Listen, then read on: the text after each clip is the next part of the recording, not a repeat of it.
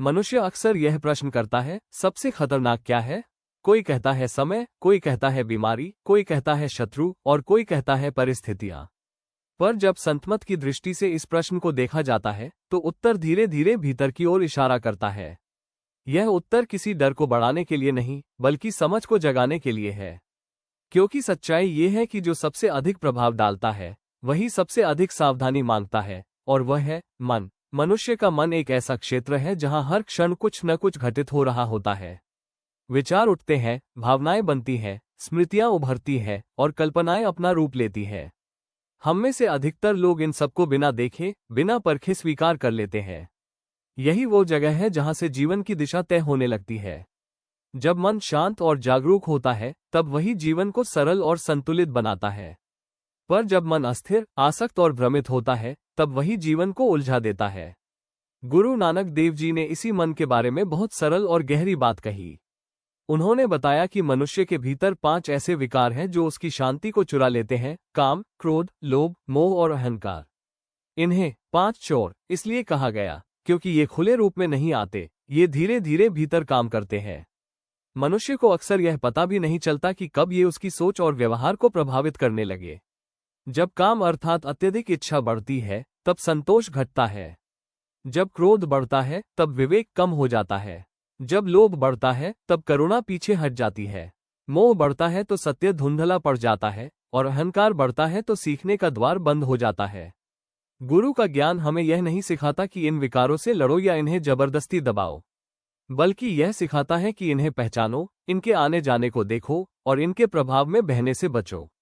जब मनुष्य अपने विचारों को देखने लगता है तब उसके भीतर एक नई समझ जन्म लेती है। वो समझ ये होती है कि हर विचार सत्य नहीं होता, हर भावना अंतिम नहीं होती और हर इच्छा आवश्यक नहीं होती। यही समझ धीरे धीरे मन को स्थिर करती है। जीवन में जो भी हम अनुभव करते हैं उसका आधार हमारे भीतर की स्थिति होती है। 2 व्यक्ति एक ही परिस्थिति में होते हैं पर उनका अनुभव अलग अलग होता है। इसका कारण बाहरी स्थिति नहीं बल्कि भीतर की अवस्था होती है। यदि मन में संतुलन है तो कठिन परिस्थिति भी संभाली जा सकती है, और यदि मन असंतुलित है तो साधारण परिस्थिति भी भारी लगने लगती है। इसलिए संतों ने बार बार भीतर की ओर ध्यान देने को कहा है। प्रकृति का एक नियम है संतुलन। दिन और रात एक लय में चलते हैं, ऋतुएं अपने समय पर बदलती हैं, पेड़ पौधे अपनी गति से बढ़ते हैं। कहीं कोई जल्दबाजी नहीं, कहीं कोई लालच नहीं। ये संतुलन ही प्रकृति की सुंदरता है। जब मनुष्य इस संतुलन को समझता है और उसे अपने जीवन में उतारता है तब उसके भीतर शांति आती है। पर जब वो हर चीज को अपनी इच्छा के अनुसार मोड़ना चाहता है तब असंतुलन पैदा होता है। यही असंतुलन चिंता, तनाव और असंतोष के रूप में सामने आता है। मनुष्य अक्सर यह सोचता है कि यदि बाहर की परिस्थितियां बदल जाएंगी तो उसे शांति मिल जाएगी। वो अपने आसपास बहुत कुछ बदलने की कोशिश करता है, स्थान, लोग, साधन और स्थितियां। पर जब तक भीतर का मन नहीं बदलता तब तक शांति स्थायी नहीं होती। क्योंकि मन जहां भी जाता है अपने साथ अपनी आदतें, अपनी प्रतिक्रियाएं और अपनी उलझनें भी ले जाता है। इसलिए संतों ने कहा कि बाहर से पहले भीतर को देखो। जब मनुष्य थोड़ा समय निकालकर अपने मन को देखने लगता है, बिना किसी निर्णय के, बिना किसी विरोध के, तब धीरे धीरे उसे अपने भीतर की चाल समझ आने लगती है। वो देखता है कि कैसे एक विचार आता है, फिर उससे जुड़ी भावना आती है और फिर वही भावना किसी कर्म में बदल जाती है। इस पूरी प्रक्रिया को समझना ही जागरूकता है, और यही जागरूकता धीरे धीरे मन को हल्का करती है। भक्ति का मार्ग भी इसी समझ से जुड़ा हुआ है। भक्ति केवल शब्दों का उच्चारण नहीं है, यह एक अवस्था है जिसमें मन धीरे धीरे शांत होता है और भीतर स्थिरता आती है। जब मन नाम स्मरण में टिकता है तब उसकी भटकन कम होने लगती है। जब सेवा का भाव जुड़ता है तब मन का केंद्र मैं से हटकर हम की ओर आने लगता है, और जब विनम्रता आती है तब अहंकार की पकड़ ढीली होने लगती है। ये सब धीरे धीरे होता है, किसी एक दिन में नहीं। आने वाले समय के बारे में भी संतमत हमें एक संकेत देता है।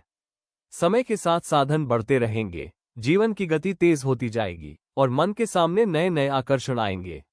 ये सब स्वाभाविक है, पर साथ ही यह भी आवश्यक है कि मनुष्य अपनी सजगता को बढ़ाए, क्योंकि जितनी अधिक सुविधा होगी उतनी ही अधिक भटकने की संभावना भी होगी। यदि मनुष्य सजग रहेगा तो वही साधन उसके लिए सहायक बनेंगे। यदि वो सजग नहीं रहेगा तो वही साधन उसे और उलझा सकते हैं। इसलिए ये समझना आवश्यक है कि भविष्य कोई तय मार्ग नहीं है। ये हर व्यक्ति के भीतर की स्थिति पर निर्भर करता है। यदि भीतर शांति है तो बाहर की दुनिया भी सहज लगती है। यदि भीतर अशांति है तो बाहर की दुनिया भी कठिन लगती है। इसीलिए संतों ने कहा कि अपने भीतर दीपक जलाओ। जब भीतर प्रकाश होता है तब अंधकार अपने आप हटने लगता है। अंत में बात बहुत सरल है पर गहरी है। सबसे खतरनाक वो नहीं है जो बाहर दिखाई देता है, बल्कि वो है जो भीतर बिना देखे चलता रहता है। और सबसे सुरक्षित वो स्थिति है जब मनुष्य अपने भीतर को पहचानने लगता है। जब वह अपने विचारों को देखता है, अपनी प्रतिक्रियाओं को समझता है और गुरु के ज्ञान को अपने जीवन में उतारता है, तब धीरे धीरे उसका मन स्थिर होने लगता है। जब मन स्थिर होता है तब जीवन सरल हो जाता है। तब छोटे छोटे सुख भी गहरे लगने लगते हैं। तब संबंधों में मधुरता आती है। तब सेवा सहज बनती है। और तब भक्ति केवल एक क्रिया नहीं बल्कि जीवन का स्वभाव बन जाती है। यही वो मार्ग है जो भीतर की शांति तक ले जाता है। इसलिए यदि पूछा जाए कि सबसे खतरनाक क्या है, तो उत्तर यही होगा, वो मन जो बिना जागरूकता के चलता है। और यदि पूछा जाए कि सबसे बड़ी सुरक्षा क्या है, तो उत्तर भी वही है, वो मन जो गुरु के ज्ञान से प्रकाशित हो चुका है। यही समझ, यही संतुलन और यही भक्ति का सार है।